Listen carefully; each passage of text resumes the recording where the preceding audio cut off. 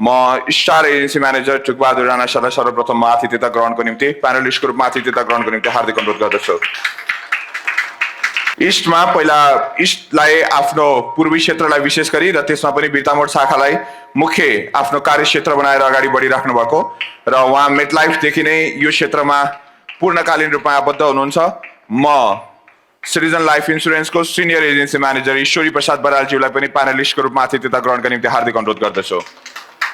नारायणगढ शाखामा कार्यरत र उहाँ पनि पूर्णकालीन नै हुनुहुन्छ यो क्षेत्रमा। म हाम्रो सिनियर एजेन्सी म्यानेजर लक्ष्मी लामिछानेज्यूलाई पनि प्यानलिस्टको रूपमा आतिथ्यता ग्रहणको निम्ति हार्दिक अनुरोध गर्दछु। अलिकति अगाडि पोलिटिकल्ली एक्टिभ हुनुहुन्थ्यो र अहिले भने सिटिजन लाइफ इन्सुरेन्सलाई नै पूर्णकालीन रूपमा उहाँले यसैलाई नै आफ्नो पेसा व्यवसाय जागिर जे भनौँ यसैमा पूर्णकालीन रूपमा आबद्ध हुनुभएको छ। म हाम्रो senior agency manager Suresh Sharma बाबु जमर कटेलज्यूलाई पनि प्यानलिस्टको रूपमा आतिथ्यता ग्रहणको निम्ति हार्दिक अनुरोध गर्दछु।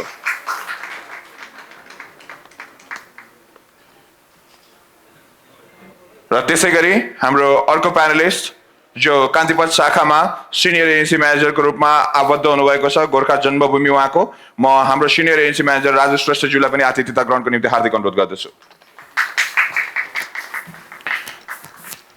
र म एकमुष्ट रूपमा सम्पूर्ण प्यानलिस्टज्यूहरूलाई र विशेष गरी यो सत्रमा उपस्थित हुनुभएका सम्पूर्ण महानुभावहरूलाई उपस्थित गराउन चाहन्छु। हामीले के हो त भन्दा एजेन्सी एकदम प्रोफेसनल एजेन्सी बनाउन हरेक कम्पनी लाग्नुपर्छ, तब मात्र के हुन्छ त भन्दा बिमा शिक्षा र बिमा चाहिँ हामीले चाहेको लेभलमा पुग्छ भन्ने लाग्छ। धन्यवाद। मैले सुरेश सरलाई एकछिन रोकेँ, म फेरि फर्किन्छु किनकि हजुरले व्यावसायिक अभिकर्ताको विषयमा कुरा गर्नुभएको छ। व्यावसायिक अभिकर्ता चाहिँ तपाईँको मानेमा के हो भन्ने प्रश्न लिएर अहिले म केही बेरमा फर्किनेछु तपाईँसँग। अहिलेलाई भने म लक्ष्मी म्यामसँग आएँ। लक्ष्मी म्याम, एउटा देश चाहिँ आज पुरुष प्रधान देश भनेर अहिले पनि चिनिन्छ उत्तिकै रूपमा, तर सिटिजन प्रति नै हेर्ने हो भने करिब 60 देखि 65% चाहिँ प्रिमियमदेखि लिएर तपाईँको आज सपोर्ट चाहिँ यो फाउन्डेसन तयार गर्न चाहिँ तपाईँहरू जस्तै नारीहरूको विशेष भूमिका छ यसमा हेर्नुहुन्छ भने। जस्तो नारी भएर र अर्को अभिकर्तासँगै भएर हिँड्दा के कस्ता फाइदा देख्नुहुन्छ? धन्यवाद। ठिक छ, ल धन्यवाद कुबेर सर। मेरो नाम लक्ष्मी लामिछाने, म सिटिजन लाइफको नारायणगढ शाखाबाट कार्यरत सिनियर एजेन्सी म्यानेजर हो। म विगत 3 वर्षदेखि लगातार यस पेसामा आबद्ध भएर काम गरिरहेको छु र सरको मैले सिधै प्रश्नमा गएँ। महिलाहरूले यो अभिकर्ता पेसालाई अप्नाएर र आफ्नो घर परिवारलाई गर्दै गर्दा अगाडि बढ्दै गर्दा म आफ्नो अभिव्यक्तिहरू र म आफूले गरेका अनुभवहरू हजुरहरूको सामु सेयर गर्न चाहन्छु। महिलाहरूलाई अभिकर्ता पेसा एकदमै उपयुक्त लाग्छ, किनभने हामी कुनै पनि जबमा जान्छौँ भने हरेक हामीलाई घरको पनि त्यति नै दायित्व हुन्छ र जिम्मेवारी बढी हुन्छ र हामी अफिसियली रूपमा पनि हामीले त्यति नै जिम्मेवारीहरू आफ्ना पदीय दायित्वहरू पुरा गर्नुपर्ने हुन्छ। त्यो पदीय दायित्वहरू निर्वाह गर्दै गर्दाखेरि झन् बढी बोझहरू हुने गर्छ। तर सिटिजन लाइफ अन्तर्गत अथवा बिमाको क्षेत्रमा एजेन्टको रूपमा काम गरिरहँदाको अवस्थामा चाहिँ हामीले फिक्स टाइम हुँदैन। हामीले हाम्रो आफ्नो फुर्सदको समयमालाई सदुपयोग गरेर के कसरी आफूलाई अगाडि बढाउन सकिन्छ र कसरी सफल हुन सकिन्छ भन्ने कुराहरूलाई चाहिँ हामीले आफ्नो टाइम म्यानेज गरेर आफ्नो परिवारलाई सबै टाइम दिएर लगत्तै आफ्ना भएका व्यवसायहरूलाई पनि साथसाथै लिएर जाँदाको अवस्थामा चाहिँ सजिलै सकिन्छ, किनभने त्यहाँ समय पाबन्दी हुँदैन। यो 10 देखि अथवा 5 सम्म हाम्रो सरकारी निकाय अथवा हाम्रो जुनसुकै सेक्टरमा पनि हामीले काम गर्नुपर्ने हुन्छ, त्यो समयको पाबन्दी हुँदैन। हामीले इभन 10 बजे राति पनि गर्न सकिएको हुन्छ। त्यो एजेन्टको रूपमा काम गर्न सकिन्छ भने हामी बिहान उठेर 6 बजेदेखि बिहान 4 बजे अथवा 6 बजे जति बेला उठेर पनि आफ्ना काम गर्न सकिने हुँदै गर्दाखेरि र विभिन्न पढेर लेखेर एकदम एजुकेटेड महिलाहरूलाई पनि आफ्ना घर परिवारमा कस्तो हुन्छ भने बाहिर गएर काम गर्ने अवसरहरू नमिलिरहेको अवस्थामा घरै बसेर पनि आफ्ना कामहरू गर्न सकिने पेसाको रूपमा रहेको कारणले गर्दाखेरि पनि अभिकर्ता बनेर काम गर्नलाई चाहिँ उपयुक्त लाग्छ र सक्सेसफुल पनि भइन्छ, किनभने महिलाको हातमा परिवारको जिम्मेवारी बढी हुने कारणले गर्दाखेरि र बचत गरौँ भन्ने भावना चाहिँ महिलाहरूमा बढी हुने कारणले गर्दाखेरि पनि अभिकर्ता पेसा चाहिँ सफल भएको जस्तो। मैले यसैमा ठ्याक्कै जोडेँ तपाईलाई। नारीहरू विशेष गरी परिवारको लागि अलिकति बढी सोच्ने चिन्तनशील हुने र भोलि सधैँ आजको जस्तै परिस्थिति भएन भने भोलिको लागि के गर्ने भन्नेमा अलिकति बढी वरिड हुनुहुन्छ र इज्जतको पनि त्यत्तिकै प्रतिष्ठाको पनि त्यत्तिकै रूपमा उहाँहरू संवेदनशील हुनुहुन्छ त्यो विषयमा हेर्ने भने। त्यसो भए वुमन इन्सुरेन्स अवेरनेस विशेष गरी नारीहरूलाई बिमाको सचेतना बढाउनको निम्ति सिटिजनले होस् अथवा अभिकर्ताले होस् के कस्ता कार्य गर्न सक्छ? महिलाहरूलाई यो विषयमा चाहिँ तपाईँ घरमै बसेर पनि यो कुराहरू गर्न सक्नुहुन्छ भन्ने कुरा अवेरनेस गर्नको लागि परिवारमा पनि त्यो कुरालाई सचेतन गराउनुपर्छ। महिलालाई मात्रै सचेतना गराएर अभिकर्ता पेसामा अगाडि बढाउन सकिँदैन। त्यो परिवारमा रहेको पुरुष अथवा उहाँको श्रीमानहरूलाई पनि परिवारमा छोराछोरी श्रीमान अथवा हाम्रो परिवारमा पनि थोरै सचेतना दिन सक्यौँ भने महिला वुमेन अवेरनेस यो अभिकर्ता बनाएर महिलाहरूलाई अभिकर्ता बनाएर अगाडि बढाउन सकिन्छ जस्तो लाग्छ मलाई। ओके, हस्, म अलिक केही बेरमा फर्किनेछु तपाईँसँग फेरि पनि। धन्यवाद। ईश्वरी सरसँग मैले ईश्वरी सरको एउटा मिठो घटना सुनेको पनि थिएँ। मलाई अहिले त्यो विषय तपाईँकै मुखबाट पनि सुन्न मन लाग्यो। तपाईँले बेच्नु भएको पोलिसीले कुनै परिवारको जीवन चेन्ज गरेको स्टोरी छ? धन्यवाद कुबेर सर। सर्वप्रथम म मेरो आफ्नो परिचय दिन्छु।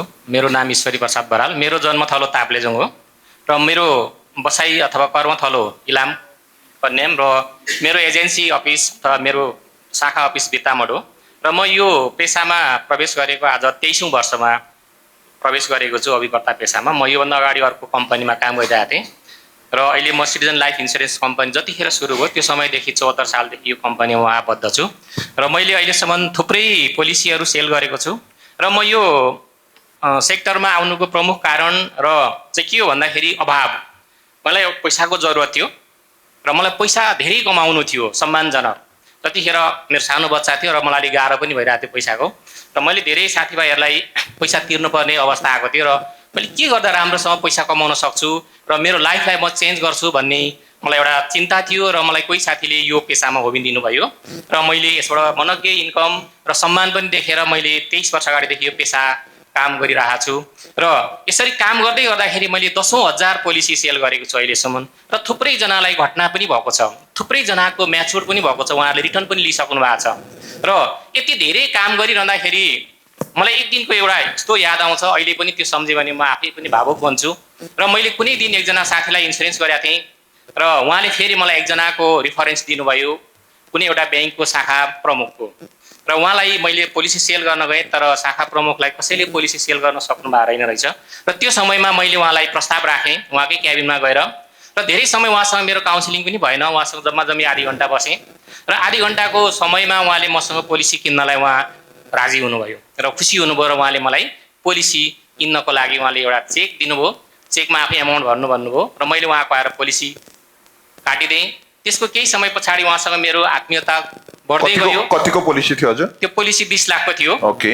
र त्यो पछाडि त्यो पोलिसी सेल गरे पछाडि उहाँ र म बिचमा अलिक थोरै मिसअन्डरस्ट्यान्डिङ भयो, कम्युनिकेसनमा अलिकति बुझाबुझ भएन। उहाँले मैले त्यही दिन पोलिसी काटेँ, उहाँले अर्को दिन भन्नुभएको रहेछ होइन, तर मैले त्यो पोलिसी उहाँको त्यही दिन काटेर उहाँले कन्टिन्यू गरेँ।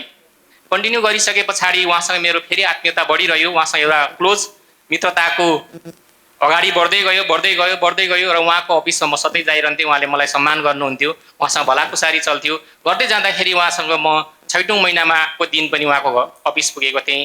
बेलुका लगभग 4 बजीको समय थियो र त्यो समयमा उहाँले मसँग खासै त्यति मजाले बोल्न चाहनु भएन। उहाँ अलिकति निराश हुनुहुन्थ्यो र उहाँले मलाई फ्रिक्वेन्टली सोध्नुभयो मेरो यहाँ दुख्छ, तपाईँको पोलिसीले मलाई के दिन्छ? र मैले उहाँलाई फेरि पोजिटिभ कुरा गरेँ र उहाँले फेरि पनि भन्नुभयो मेरो यहाँ दुख्छ, तपाईँको पोलिसीले मलाई के दिन्छ? र मैले उहाँलाई विभिन्न पाटोबाट उहाँलाई सम्झाउन खोजेँ तर उहाँले निराशको मात्रै कुरा गर्नुभयो। सर तपाईँलाई खासै केही भएर चाहिँ एकचोटि फिजिसियनलाई देखाउनु न। त्योसँग उहाँसँग आधा घन्टाको संवाद पछाडि उहाँले बेचैन भइरहनु भएको थियो उहाँको शब्दमा। त्यस पछाडि हामी उहाँसँग बिदावारी भएर निस्यौँ। त्यो दिन बित्यो, त्यो भोलिपल्ट बित्यो, पर्सिपल्ट उहाँको हिँड्दा हिँड्दै डेथ भयो। उहाँ 28 वर्षको मान्छे हुनुहुन्थ्यो र उहाँको डेथ भइसके पछाडि म बोल्न पनि सकिनँ, किनभने उहाँको पोलिसी बेच्दाखेरि उहाँसँग एउटा सानो संवाद भएको थियो र त्यो संवादको कारणले उहाँसँग फ्रिक्वेन्टली म भेटी पनि रहेको थिएँ र उहाँको जुन दिन डेथ हो त्यसको अघिल्लो दिन उहाँसँग मेरो भेट पनि भएको थियो र त्यस पछाडि उहाँको डेथ भयो र डेथ भइसके पछाडि उहाँको वाइफ क्लेम लिन आउनुभयो। उहाँको वाइफसँग मेरो कहिल्यै पनि भेटघाट भएको थिएन। उहाँ दुई बिचमा अन्तर्जातीय विवाह रहेछ र क्लेम लिनुभयो। क्लेम लिने दिन उहाँको र मेरो भेट भएको थियो उहाँको वाइफसँग अफिसमै, र म यसो बसेर भरिरहेको थिएँ एउटा फर्म, र त्यतिखेर मेरो पछाडि दुईजना लेडिज आएर बस्नुभयो। उहाँहरू हाँसिरहनु भएको थियो त्यतिखेर, र मलाई अगाडिको मेरो ब्रान्च म्यानेजरले यसो इसारा गर्नुभयो र वहीँ हो नि भन्ने चाहिँ इसारा गर्नुभयो। त्यतिखेर म उहाँसँग पछाडि फर्केर भनेँ, र मेम नमस्कार है, र उहाँसँग त्यो शब्द बोल्ने केही पनि आएन, र मैले उहाँलाई ठ्याक्कै त्यतिखेर भनेँ कि मेम नमस्कार है, तपाईँ र म सर एक दिन सँगै बसौँला अनि जीवनका तिथा मिठा गफ गरौँला भन्ने सोच थियो, तर सफल हुन सकिएन। सर राम्रो मान्छे हुनुहुन्थ्यो, उहाँलाई त माथिवालाले लगिहाल्नुभयो नि, तर सरले तपाईँलाई कति धेरै माया गर्नुहुँदो रहेछ है, आज उहाँ नभए पनि तपाईँलाई केही छोडेर जानुभयो भने पछाडि उहाँ धेरै असाध्य हुनुभयो। र त्यतिखेर मलाई पनि एउटा नमज्जाल फिल भयो कि मैले पोजिटिभ कुरा गरेका थिएँ, तर उहाँलाई त भित्रै पिर परेछ। र त्यो समय व्यतीत भयो, उहाँको भोलिपल्ट क्लेम आयो हाम्रो कम्पनीबाट, उहाँको मैले खातामा जम्मा गरेँ र उहाँलाई भने मेम तपाईँको क्लेम आयो है। उहाँले मलाई फेरि भन्नुभयो सर कसैलाई नभनिदिनु है, तर उहाँको हस्बेन्डलाई जम्मा जम्मी चिनेको थिएँ, मैले कसलाई भन्ने, र मैले उहाँको खातामा त्यतिखेर चेकै आउँथ्यो, चेक जम्मा गरेँ। उहाँ त्यो समय व्यतीत हुँदै गयो, बित्दै गयो। त्यसको 5-6 महिना पछाडि उहाँले मलाई कल गर्नुभयो, सर तपाईँ आउनु न र एउटा इन्सुरेन्स गर्नु। सर म भ्याएको छैन मेम, अरू कसैलाई भन्नु, सर तपाईँ नै आउनु न। र उहाँले मलाई बोलाउनु भयो, उहाँलाई बित्तामोड बस्नु हुँदो रहेछ, र उहाँले जहाँ बस्नुहुन्थ्यो उहाँले त्यहीँ भेट्न म गएँ, र उहाँले बाटोमा भेटिसकेपछि फेरि अनुरोध गर्नुभयो सर मेरो रुममा गएर चाहिँ आउनु। र त्यतिखेर मलाई थाहा भयो कि उहाँको रुममा पुगेपछि उहाँ सानो रुममा बस्नुहुँदो रहेछ, र उहाँको अन्तर्जातीय विवाह पछाडि उहाँको परिवारले उहाँलाई बाहिर घरबाट निकालिदिनु भयो, किनभने त्यो अगाडि क्लेम लिने बेलैमा उहाँको बुवा आमाले मलाई दिए भन्नुभएको थियो चेक, तर पाउने त उहाँले नै थियो। र त्यतिखेर उहाँले मलाई फेरि उहाँको सानो रुममा बस्न अनुरोध गर्नुभयो, तर बस्ने ठाउँ थिएन। उहाँले उहाँकै खाटमा बस्न अनुरोध गर्नुभयो, र म त्यहीँ छेउमा बसेँ, र उहाँले मलाई फेरि चिया र बिस्कुट दिनुभयो, र उहाँले मलाई भन्नुभयो सर तपाईँ त भगवान् हुँदो रहेछ नि, तपाईँले त्यो दिन इन्सुरेन्स गरिदिनु भयो र न आज म छु भन्दै उहाँ फेरि रुनुभयो। र मैले मेरो पेसालाई बुझ्नको लागि 19 वर्ष लाग्यो। यो मेरो 19औं वर्ष व्यतीत भइसकेपछि मैले बुझेको हो। जतिखेर म इन्सुरेन्समा छिरेँ त्यतिखेर म पैसाको अभावले मात्रै छिरेको थिएँ, मलाई पैसा धेरै चाहिएको थियो, धेरै कमाउनु पर्ने थियो, तर हाम्रो एजेन्सी पेसा, हाम्रो अभिकर्ता पेसा के रहेछ त भन्दा मलाई त्यो बुझ्नलाई 19 वर्ष लाग्यो। हामी त साँच्चैको भगवान् पो रहेछौँ। मैले अब ईश्वर सरलाई रोकेँ। ओके, त्यहाँबाट एउटा घटनाक्रम सुरु गरेर 19 वर्ष लागेर म टुक सरसँग आइपुगेँ। हाम्रो परिकल्पना चाहिँ कस्तो छ भने हिजो सुनिल सर लगायत हामी सिबिओ सरहरूसँग बस्दै गर्दा पनि एउटा के छलफल थियो भने, किनकि कुनै मान्छेसँग 1 करोड रुपियाँ छ भने इन्सुरेन्समा कति, ल्यान्डमा कति, गोल्ड सिल्भरमा कति, तपाईँको स्टक मार्केटमा कति, बाहिरतिर त्यस्तो किसिमको सबैतिरको सल्लाह दिइन्छ जसलाई फाइनेन्सियल एडभाइजरको रूपमा भनिन्छ। तर हाम्रो नेपाली बजारमा हेर्ने हो भने एउटा प्रोडक्ट पनि राम्रोसँग ब्रिफिङ गर्न नसक्ने, लाइफ इन्सुरेन्स नै सफिसियन्ट अमाउन्ट त्यो परिवारलाई कति चाहिन्छ भनेर व्यक्त गर्न नसके। हाम्रो सिटिजन लाइफको सोच छ फाइनेन्सियल एडभाइजर अर्थात् coach, financial coach, financial adviser बनाउने भन्ने हाम्रो सिटिजन लाइफको ड्रिम छ। तर आजसम्म हामी लाइफ इन्सुरेन्सकै मात्र पनि एडभाइजर बन्न सकेका छैनौँ। यसलाई कसरी बनाउने? यो नमस्ते सबैजनालाई, सरलाई धन्यवाद क्वेसन्सको लागि। यो क्वेसन वास्तवमा यो धेरै गहिरो क्वेसन हो, यो धेरै गहिरो क्वेसन हो, र यो क्वेसनको आन्सर दिइराख्दाखेरि कति सबै साथीहरूलाई चित्त पनि नबुझ्ला, मन पनि नपराउला, तर सत्य त सत्य नै हो। त्यो मन पराए पनि मन नपराए पनि, तितो लागे पनि मिठो लागे पनि सत्य त सत्य नै हो। र म आफै पढे लेखेको व्यक्तिको हिसाबले होइन कि व्यवहारिक रूपमा प्र्याक्टिकल्ली चाहिँ के रियालिटी के हो त भन्दाखेरि, आज दिनभरि ट्रेनिङमा बसेँ, धेरै कुरामा पिन्च पनि पर्यो। हाम्रो डाक्टर रोबिन कटवाल मेरो त साथी हो, वास्तवमा म भन्दा पनि जुनियर मान्छे हो, मेरो त भाइ हो होइन। र हिजोको दिनमा 15-20 वर्ष अगाडि हामी सँगै पनि काम गर्थ्यौँ, 10-12 वर्ष अगाडि सँगै पनि काम गर्थ्यौँ, सँगै काम गरे सहपाठी भाइ पनि हो उहाँ, हामी सेल्समा सँगै काम गरेका थियौँ। र उहाँले बडा गजबले आज एक्सप्लेन गर्नुभयो। तर तपाईँलाई जुनसुकैबाट होस्, चाहे तपाईँको एलएफए कोर्सहरू हुन्, लगायतका कोर्सहरू, इन्सुरेन्स रिलेटेड कोर्सहरू, फाइनेन्सियल एडभाइजरले पढ्नुपर्ने कोर्स चाहिँ किन पढ्नुहुन्न? त्यो सरको क्वेसन सही हो, किनभने हामीले फ्री कोर्सहरू लिइरहेका हुन्छौँ, अनलाइन कोर्सहरू लिइरहेका हुन्छौँ, तर अफलाइन कोर्सहरू धेरै जस्तो हामी इन्डियामा गएर लिइराखेको चाहिँ हुँदैनौँ। अथवा सरको भनाइ के होला भने कुनै यस्तो प्रोफेसनल इन्स्टिट्युसनबाट सर्टिफाई हुने खालका कोर्सहरू किन पढ्नुहुन्न? जस्तो इन्सुरेन्स इन्स्टिट्युट अफ इन्डियाले के गरिरहेछ, अब इन्सुरेन्स कुनै एउटा कोर्स नै दिएको छ जसको तपाईँलाई उपाधि पनि दिन्छ। डेफिनेटली त्यो हो, त्यो सरले भन्नुभएको क्वेसन चाहिँ एकदम जायज हो, त्यो जरुरी छ। अब पछिल्लो आवरमा आएर चाहिँ म आफैलाई पनि त्यो एउटा किन भन्दाखेरि मेरो रिजल्टले पनि बताउँछ, किनभने अब म पनि आफैमा पनि अझै बढी स्किल अप हुनुपर्छ, अझै बढी कम्पिटेटिभ हुनुपर्छ, अझै बढी मैले सिक्नुपर्छ। अब हिजो जति सिकेँ त्यसले पुग्दैन, अझै मैले सिक्नुपर्छ भन्ने मेरो एटिच्युड अफ लर्निङकै कारणले पनि म एभ्री यस्तो इभेन्टमा चाहिँ छुटाउँदिनँ। किनभने म यहाँ खान बस्नको लागि आएको होइन, जो मेन्टर आउनु भएको छ, जो रिसोर्स पर्सन आउनु भएको छ, उहाँको नलेज सबभन्दा इम्पोर्टेन्ट कुरा हो। खाने बस्ने घुम्ने भने सेकेन्डरी कुरा हो, उहाँको इम्पोर्टेन्ट। त्यस कारणले मैले अक्षरश उहाँको कोर्स लिनुपर्छ भन्ने हो। र मैले जोड्न खोजेको कहाँनिर हो भन्दाखेरि चाहिँ एकदम टु दी पोइन्ट समरीमा आउँदाखेरि यतिका धेरै इन्टरनेसनल ट्रेनरहरू आउनुभयो हामीलाई सिकाउनुको लागि, होइन? केही हदसम्म परिवर्तन छ, त्यो बिजनेसले पनि देखाउँछ।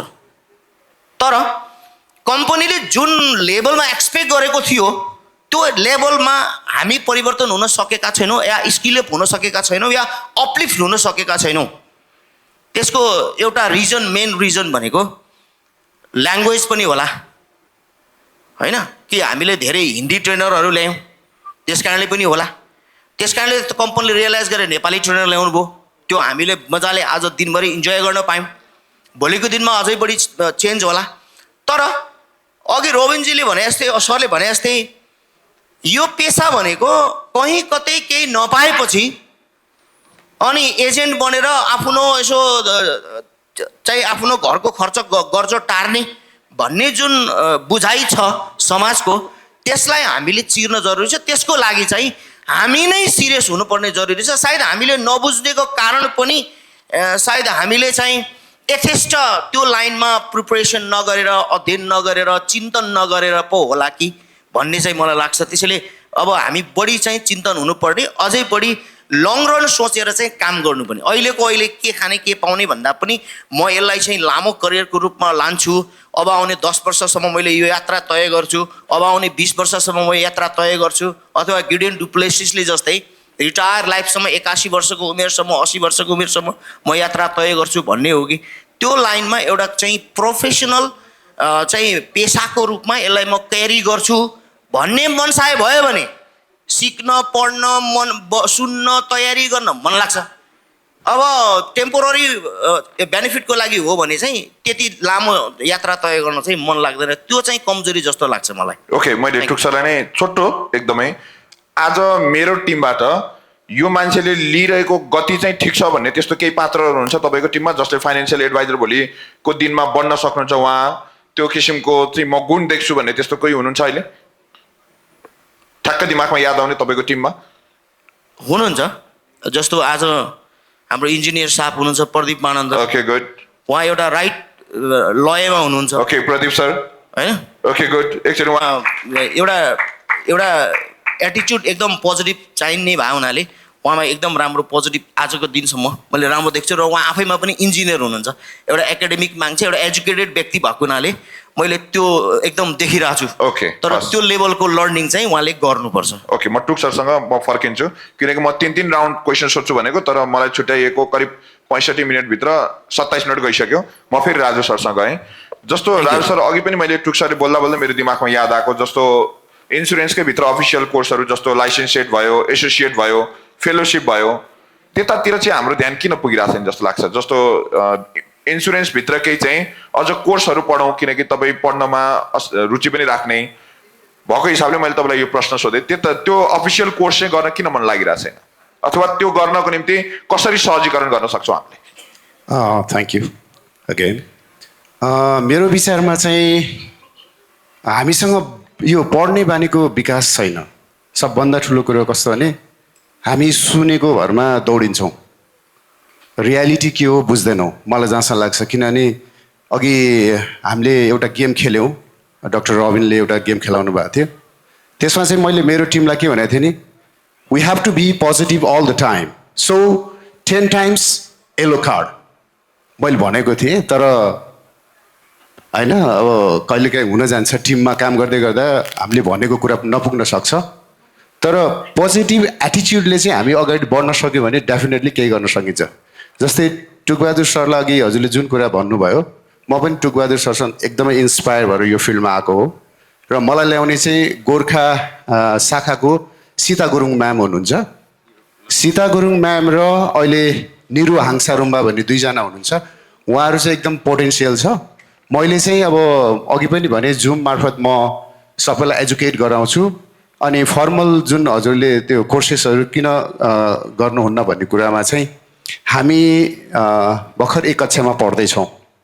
मलाई चाहिँ के लाग्छ भने सिटिजन लाइफ इन्सुरेन्सले चाहिँ यस्तो प्रोग्रामहरू चाहिँ बढीभन्दा बढी चाहिँ टप लिडरहरूलाई दिनुपर्छ। जस्तै यो अहिले आजको जुन प्रोग्राममा चाहिँ डक्टर रबिनले हामीलाई धेरै कुराहरू दिनुभएको छ, त्यो व्यवहारिक पनि छ जस्तो लाग्छ। डेफिनेटली म चाहिँ यसलाई फलो गर्छु र मेरो टिमलाई आजै बेलुकादेखि, हामीसँग टाइम त छ, आफ्टर डिनर चाहिँ म उहाँहरूसँग कुरा गर्ने भन्ने सोचमा छु। Thank you.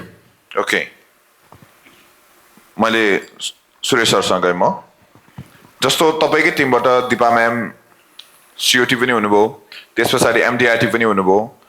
जस्तो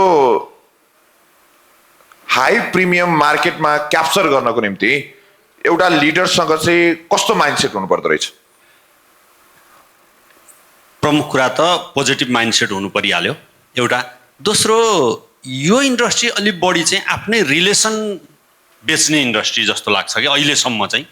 साँच्चै हाम्रो प्रोडक्ट बेच्ने, हाम्रा प्लान बेच्ने, हाम्रो भिजन बेच्ने भन्दा पनि अहिलेसम्म भएको ठ्याक्कै जाने हो भने मलाई लाग्छ बढी चाहिँ आफ्नै रिलेसन बेच्ने, जो आफ्नो गुडविल बेच्ने छ। हामीले त्यसलाई अलिक चेन्ज गरेर अब हाम्रो प्रोडक्ट बेच्नु पऱ्यो, त्यसको गुडविल बेच्नु पऱ्यो कि आफ्नो व्यक्तिको गुडविल होइन, त्यो प्रोडक्टको गुडविल बेच्न सक्नु पऱ्यो। तब हामी ठुल्ठुलो प्रिमियम पनि ल्याउन सक्छौँ भन्ने लाग्छ एउटा। दोस्रो चाहिँ के हो भन्दाखेरि यो हाम्रो आर्थिक बजारमा जहिल्यै खालको तरलता आइरहने, कहिले चाहिँ बैङ्कहरू चाहिँ डुबेको मर्स भएको कुराहरू, कहिले सहकारीहरू भागेको कुराहरू, कहिले लघुवित्तहरूले चाहिँ ठगेको कुराहरूले पनि फेरि यो इन्सुरेन्स पनि त्यस्तै हो कि भन्ने धारणा छ क्या। अघि नै भनियो त्यहाँ अझै शिक्षा कमी छ। बैङ्क फरक चिज हो, लघुवित्त फरक चिज हो, सहकारी फरक चिज हो, इन्सुरेन्स फरक चिज हो भन्ने कुरा बुझाउनु पर्ने छ हामीले। ओके, गुड क्वेसन आछ। म यो अहिले यतापट्टि ईश्वरी सरसँग अझ बढी जोडिन्छु त्यो विषय। तपाईँलाई नै मैले सोधेँ, जस्तो रिन्युअल पर्सिस्टेन्सी, अघि हामीले डाटा पनि हेऱ्यौँ, रिन्युअल पर्सिस्टेन्सी नै कम्पनीको फ्युचर वेल्थ हो, फ्युचर सम्पत्ति हो।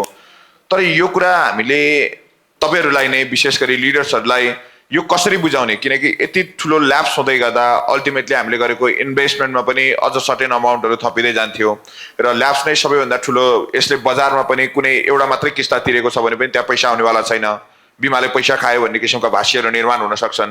2टा मात्रै किस्ता तिर्दा पनि पछिल्लो समय त कुनै पनि त्यसले पेड अफ भ्यालु जेनेरेट गर्दैन जबसम्म पोलिसी म्याच्योर्ड हुँदैन। त्यसरी हेर्ने हो भने यो ल्याप्सको डाटालाई हटाउनको निम्ति, यो ल्याप्सलाई रिकभर गराउनको निम्ति एउटा पोलिसीले 31 डेज नर्मल्ली हेर्ने हो भने 31 डेज र 15 डेज भन्दा बढी रिस्क कभरेज गर्ने अवस्था छैन। यो बिमाको जुन जोखिम बहन छ त्यो जोखिम बहन नै त्यसको विशेषता नै बन्द हुने गरी आज ल्याप्स हुँदै गर्दा यति डरलाग्दो डाटा हामीले अघि पनि देखायौँ। यो ल्याप्सलाई रोक्नको निम्ति यसमा अभिकर्ताको र कम्पनीको कस्तो भूमिका हुनुपर्छ? धन्यवाद, एकदम महत्त्वपूर्ण प्रश्न। र यो साथीहरू मलाई लाग्छ फ्लोरबाट यो खालको प्रश्न आउनुपर्ने अथवा जिज्ञासा हुनुपर्ने भन्ने पनि लागिरहेछ। के हो त भन्दा अघि नै भनियो, एउटा त हामीले के गरेका छौँ भन्दा हामी व्यावसायिक छैनौँ कि हामीले यो पेसालाई सङ्कल्पको रूपमा लिएका छैनौँ, विकल्पको रूपमा लिएका छौँ। अरू पेसा छन् हाम्रा, अरू व्यवसायहरू छन्, अन्तबाट इन्कम भइराखेको छ। अनि यो चाहिँ पार्ट टाइम जस्तो कुनै टिम लिडरले भन्देकाले, कुनै ब्रान्च म्यानेजरले भन्देकाले, आरएमले भन्देकाले कम्तीमा यो वर्षको अथवा यो महिनाको यो टार्गेट चाहिँ पुरा गर्छु है, कम्तीमा यो चाहिँ एउटा इन्टरनेसनल टुरको चाहिँ स्किम आयो, त्यो एकचोटि साथीहरूसँग जाउँ न त भिजिट भिसामा भन्ने एउटा टिकटक बनाएर आउँ भन्नका लागि, या योचोटि एउटा लिडर्स नाइटसम्म पुगौँ भन्नका लागि हामीले गरेका छौँ। त्यो हुँदा जोड बल लाएर हामीले के गर्छौँ त भन्दाखेरि फर्स्ट प्रिमियम चाहिँ कलेक्सन गर्छौँ, त्यो टार्गेट मिट गर्छौँ। तर कम्पनीले यो कुरा एउटा विचार गरोस्, मलाई लाग्छ फ्लोरबाट ताली आउनुपर्छ। सेकेन्ड प्रिमियम अथवा रिन्युअल प्रिमियम पनि यो एजेन्सीले यति उठायो भने यो खालको स्किम छ अथवा त्यसबाट छुट्टै खालको टार्गेटै भनौँ न रिन्युअल प्रिमियमको पनि टार्गेट दिने हो भने अलि बढी साथीहरू एजेन्सी साथीहरू चाहिँ लाग्नुहुन्छ खट्नुहुन्छ भन्ने लाग्छ। म आफैलाई भन्ने हो भने मेरो कोडमा भएको रिन्युअलको चाहिँ अफिसले फोन गरिदियो भने फोन गरिदिइहाल्यो, नत्र म आफैलाई कसको चाहिँ कुन बेला चाहिँ रिन्युअल छ कति प्रिमियम छ भन्ने मलाई थाहा हुन्न। कहिले कहिले अनि त्यति बेला आउने कमिसनको चाहिँ माया लाग्दैन? कमिसन लाग्छ। अघि नै भनियो कमिसन चाहिँ हाम्रो विकल्प हो के, साँच्चै सङ्कल्प होइन। अथवा त्यही पेसाबाट मैले परिवार छोराछोरी पाल्नेदेखि लिएर सबै व्यवहार समाज धान्नुपर्ने हो भने साँच्चै कहाँबाट आउँछ हामीले सेकेन्ड प्रिमियम थर्ड प्रिमियम यो खोज्दै जान्थ्यौँ, त्यो छैन। फर्स्ट प्रिमियम कति आउँछ के आउँछ भनेको यहाँ हेर्ने हो भने अधिकांश अहिले पनि हामी छातीमा हात राखेर यही पेसा मात्रै गर्छु, भोलिका दिनबाट म अरू पेसालाई पार्ट टाइम बनाउँछु भन्ने हामी चाहिँ यही हलमा पनि मलाई लाग्छ 5% होउँला होइन। भनेको त्यो 5%लाई हामीले 100% बनाउनुपर्छ। त्यसपछि त के को त्यहाँ चाहिँ 5% होइन 1% आउने रहेछ भने कहीँ न कहीँ खोज्छौँ कि कुनै टिमले रिन्युअल उठाउँदा पनि आउँछ भने पनि हामी खोज्न सक्छौँ। त्यसको लागि हामीलाई कुनै पनि आफ्नो जिम्मेवारी पुरा गर्नको निम्ति इन्सेन्टिभ बढी चाहियो। इन्सेन्टिभ भन्दा किनकि रिन्युअल राख्नुपर्ने त्यो मान्छेको बिमाको जोखिम वहन गर्नुपर्ने विषयलाई त रिन्युअलमा पनि टार्गेट दिनु भनेको त हामी आफ्नो जिम्मेवारीबाट टाढा भाग्दैछौँ। एकदम यो चाहिँ कता कता नढाँटी एकदम चाहिँ भित्रैबाट भन्नुपर्दा चाहिँ हो। किनभने साँच्चै कि अघि नै भनियो हामीले यसलाई चाहिँ यही पेसा हो, यो नभए चाहिँ मेरो भोलि चाहिँ छोराको फी तिर्न सक्दिनँ, छोरीको फी तिर्न सक्दिनँ, कोठा भाडा तिर्न सक्दिनँ या गाडीको चाहिँ किस्ता तिर्न सक्दिनँ भन्ने हो भने हुन्थ्यो। भएन भने अन्त त्यो छ नि त त्योबाट यसमा आज भएन भने छ एउटा। दोस्रो कता कता चाहिँ के लाग्छ भने मासिक स्किम नराख्ने हो कम्पनीले भने हामी कामै गर्दैनौँ कि जस्तो लाग्छ क्या। टिमलाई भन्दा पनि ल यो चोटिको मासिक स्किम यो छ है, कम्ती 50,000 60,000 हाल्दा पिकनिक भए पनि जानुपर्छ, जसरी पिकनिक जामै भनौँ भने त्यो महिना अलिकति पैसा उड्छ, अलिकति प्रिमियम कलेक्सन हुन्छ। साउन महिना 1,50,000मा धमाका छ, जसरी तपाईँ धमाका बन्नुपर्छ भोलि 6 लाख पुर्याउनु र अरू 10 जना 5 जना एजेन्ट राख्ने 2 जना चाहिँ एक्टिभ गराउने, नभए तपाईँको मामी आउँदैन भन्दा श्रावण महिनामा अलिकति बिजनेस बढ्ने एउटा इन्टरनेसनल टुर छ। यसमा जसरी तपाईँ हामी जाने है नछुट्ने भन्दा बढ्ने। नत्र यहाँ कसैले भनेन टिमले भनेन मासिक स्किम आएन भने त्यो महिना बिजनेसै नहुने भनेको हामी त साना कुरा लोभिँदा रहेछौँ नि त, ठुलो कुरा त हेर्दा रहन्छौँ। त्यसले गर्दा हामी कता कता अलि व्यावसायिक एउटा त्यो पनि होला। अर्को कुरा तपाईँहरूले शिक्षण कसरी गर्नु भएको छ भन्ने पनि त महत्त्वपूर्ण पक्ष होला नि। हो त्यो पनि हो। यहाँ त कस्तो हुन्छ भने 25% खाना हो भने 2% 3% भनेको त चटनी हो। खाना भन्दा चटनीलाई किन हाइलाइट गर्नुहुन्छ त? त्यही त यो इन्डस्ट्री नै त्यस्तैबाट त्यही बेसबाट आयो कि जसले जसो भनौँ। हुन त एउटै कुरा कि मैले हिजो कि अस्ति कता देखेर थिएँ यो मासुमा 20% बोसो छ भनेर राख्यो भने बिग्दैन अरे, यो मासु 80% बोसो फ्री छ भन्यो भने चाहिँ अब बल्ल बिग्छ अरे कि। अथवा मोमोको भनेको कुरो एउटै हो नि, 20% चाहिँ यसमा बोसो छ 80% छैन भनौँ भने बिग्दैन, 80% बोसो छैन 20% छ भनौँ भने बिग्छ क्या। हो यो पेसा पनि त्यस्तै छ। हामीले यसलाई अझै चाहिँ व्यावसायिक बनाउन अझै यसैमा रहेर हामी जीविको पार्नको लागि चाहिँ कम्पनी एजेन्सी बिचमा यो खालको अन्तर्क्रिया पनि निरन्तर भयो भने अझ लाग्छ। मैले पटक पटक कुरो उठाएको हो, हामीले आफ्नै विषय राख्ने चाहिँ प्लेटफर्म पाएकै थिएनौँ। म एक्लै गएर सर थोरै छोटो यति म एक्लै गएर हेड अफिसमा या आरएमबिएमलाई भन्यो भने मेरो गुनासो जस्तो हुने। अनि त्यो हेड अफिससम्म पुग्दाखेरि त्यो अलिअलि कुरा तलमाथि हुँदै जाँदा ए सुरेश त निकै ठुलो कुरा गर्न थालेछ त्यो मलाई भनिदिने होइन। अब साँच्चै एउटा टिमले गएर कुरा राखौँ त यी विषय हुन्, ल रिन्युअलमा यो छ, योमा यो छ, क्लेममा यो छ, अथवा हाम्रो फाइनेन्सियल डकुमेन्टमा यो छ। हामीलाई पनि त लाग्छ नि, बजार जाने त हामी हुन्, एजेन्सी हो नि बजारमा पुग्ने। यहाँ कोही बिएम आरएम सिएमओ सर त पुग्ने होइन। हामी बजारमा पुग्दा बजारको गुनासा अरू चाहिँ कम्पनीहरूसँगको कम्पिटिसनको कुरा हामीलाई थाहा छ, कसरी बिमा उठाउनुपर्छ, कसरी प्रिमियम ल्याउनुपर्छ, ती विषयको गुनासो सुनाउने ठाउँै छैन क्या हाम्रो।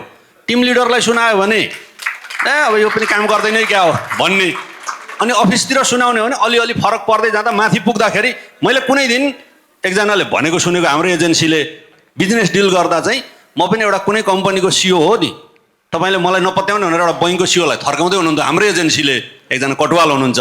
त्यो साह्रै घत परेको पोइन्ट हो क्या। त्यस्तै हामी पनि कुनै न कुनै पेसा व्यवसायमा छौँ, यही पेसा मात्रै होइन। त्यसले गर्दा यो पेसामा चाहिँ साँच्चै आबद्ध हुनलाई चाहिँ मोटिभेट गर्ने ठाउँ चाहिन्छ। त्यसको लागि हामीले पनि त डिस्कस गर्नुपर्छ, छलफल गर्नुपर्छ, गुनासा सुनाउनुपर्छ नि। भन्दै गर्दा ए सुरेश त सिओ हुने कुरा पो गर्दो रहेछ भन्ने कुरा हेड अफिसमा पुगेछ। यो खालको भयो भने अनि कुनै पनि एजेन्सी व्यावसायिक बन्न सक्दैन। मेरो चाहिँ सवाल यहाँनिर हो। मलाई मेरो व्यक्तिगत अनुभव भएसम्म मलाई लाग्छ तपाईँहरूको आफ्नो गुनासो होइन, ती सबै सल्लाह हुन्, ती सबै सुझाव हुन्, किनकि अल्टिमेटली हामीलाई पनि इथिकल बिजनेस बढाउनु नै छ। मलाई लाग्छ त्यसको निम्ति हेर्ने हो भने त अझ तपाईँ काठमाडौँ बिलोङ्स गर्ने हो भने मलाई लाग्छ सुनिल सर र भूषण सरको चेयर त्यो ढोका जहिले खुला छ जस्तो मलाई देख्छु, मेरो तर्फबाट हेर्ने हो भने, होइन? त्यही भएर त्यसलाई अन्यथा रूपमा नलिकन म त्यसको ढोका मैले सरहरूको त्यहीँबाट थम्सअप पाउँछु भने मलाई अझ सजिलो होला। ओके, त्यसमा धन्यवाद। यसका लागि मैले भन्न खोजेको, मैले मेरा गुनासा अथवा मेरा समस्या, गुनासा पनि नभनौँ, काम गर्दै गर्दा फिल्डमा आएका समस्या लिएर सिधै एउटा सिएमओ सिबिओ सरलाई गएर भेट्न मेरो पहुँच त छ, तर त्यो दूरदराजमा काम गर्ने सोलुकोलाई नहोला, दार्चुलाकोलाई नहोला, रोल्पालकोलाई नहोला, हो ती सबैलाई एडजस्ट गर्ने गरी टिममा के म मात्रै जाने होइन कि, यहाँ जो यो हलमा आउँदा 8-10वटा टिम होला, त्यो टिमको चाहिँ कम्तीमा 8-10 जना चाहिँ सिनियरहरूलाई बोलाएर के छ त यो महिना अथवा कुनै एउटा स्किम राख्दै गर्दा पनि यस्तो स्किम चाहिँ कम्पनीले सोचेको छ, यो राख्दा के होला भन्ने खालले भनौँ न, त्यसरी पनि अन्तर्क्रिया हुने हो भने अझ सहज हुन्छ भन्ने लाग्छ। त्यसको आशय बुझ्यौँ, त्यसको लागि धन्यवाद। अब म सिधै फेरि आएँ लक्ष्य म्यामतर्फ, किनकि मेरो घडीले पनि समय घटाइरहेछ। जस्तो त्यही विषयमा आयौँ, रिन्युअलकै विषयमा आइपुग्दै गर्दा तपाईँको 3 वर्षमा आइपुग्दै गर्दा कति पोलिसी ल्याप्स भए, कुनै व्यक्तिको चाहिँ ल्याप्समा हुँदै गर्दा त्यो घटनाहरू घटेर त्यो मान्छेले कभरेज नपाउँदै गर्दा त्यस्तो कतिको परिकल्पना गरिन्छ आफ्नो टिमलाई र त्यो कतिको पढाइन्छ? धन्यवाद सर। मैले अहिले 3 वर्षको दौरानमा मेरो उसमा चाहिँ 6 जनाको चाहिँ ल्याप्स भएको छ। 6 जनामा चाहिँ 2 जना विदेश जानुभयो र त्यो कारणले उहाँहरू सम्पर्क नभएको कारणले छ भने अरू चाहिँ मेरो अहिले आर्थिक अवस्था अहिले ठिक छैन, मैले सकेको अवस्थामा तिर्छु भन्ने चाहिँ हुनुहुन्छ। र रिन्युअलकै अवस्थामा चाहिँ कतिपय अहिलेसम्म हामीले गरेको परिप्रेक्ष्यमा हेर्दै जाँदाखेरि मलाई लागेको विषय चाहिँ हामीले चाहिँ जस्तो अघि सरले पनि जोड्नुभयो, थोरै त्यो कुरालाई पनि मैले जोड्न चाहेँ। हाम्रो कुनै पनि एचिभमेन्टहरू छन्, मासिक एचिभमेन्टहरू छन्, त्यो एचिभमेन्टलाई चाहिँ आफ्नो गुडविलबाट हामीले चाहिँ अहिलेसम्म पोलिसी बेचिरहेको अवस्था छ कि म यस्तो हो, मलाई विश्वास गर्नुहुन्न, कम्पनी नभए पनि म छु, मेरो र आफ्नो गुडविल छ भने त्यो अनुसारले आफ्नो आफन्तले चाहिँ पत्याएर ती बिजनेस भइरहेको अवस्था छ। र अनि भोलि उहाँहरूको आफ्नो टार्गेट छ, ल म भोलि दिन्छु, अहिले गरिदिनु न त भन्यो भन्दा त आफ्नो एचिभ पुरा गर्नको लागि हामीले चाहिँ आफ्नो लगानी गरेर पनि हामीले बिमा गरिरहेको अवस्था छ। त्यो कारणले पनि हाम्रा पोलिसीहरू अलिकति ल्याप्स भएको अवस्था छ। मेरो आफ्नो यो 3 वर्षको एक्सपिरियन्समा पनि त्यस्तो लागिरहेको छ। मेरो टिममा पनि कतिपय त्यस्तो भइरहेको अवस्था देखिरहेको छु।